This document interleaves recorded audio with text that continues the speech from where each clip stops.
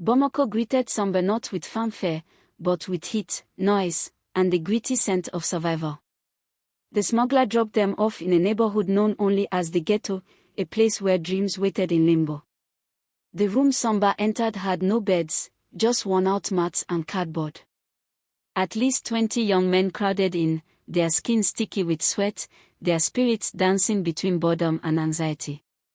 Samba took a corner spot, placed his sack beneath his head, and listened to stories, some hopeful, some tragic.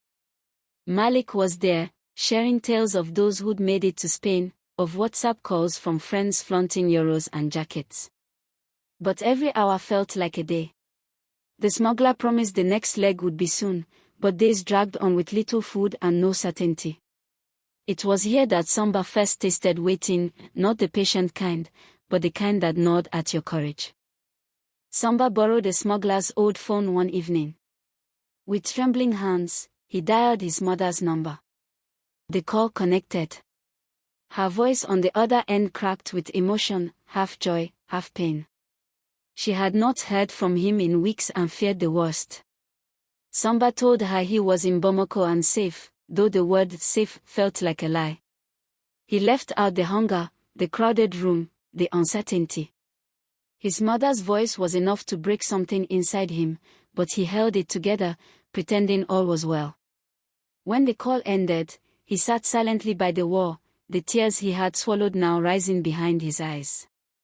Yet again, he reminded himself, this suffering must mean something. This path must lead somewhere.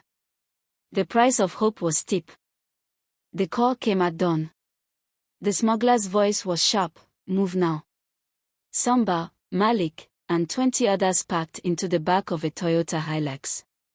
The desert stretched ahead like an ocean of death. As the sun climbed, the heat became unbearable. Sand whipped at their faces.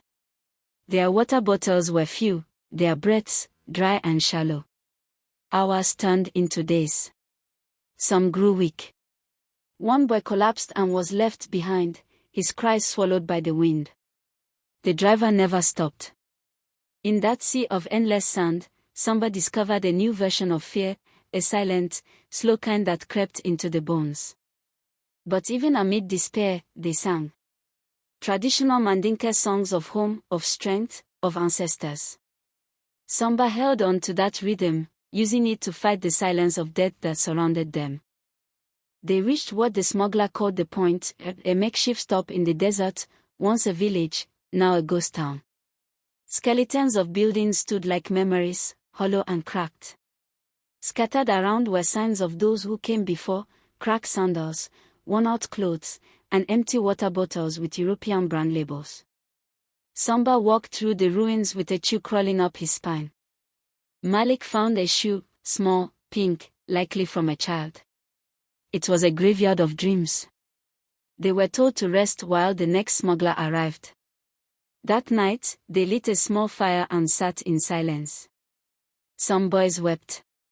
Others prayed. Samba stared at the stars, wondering how many of them had watched others die in this place. He clutched his sack tighter, his lips whispering a prayer like his mother's.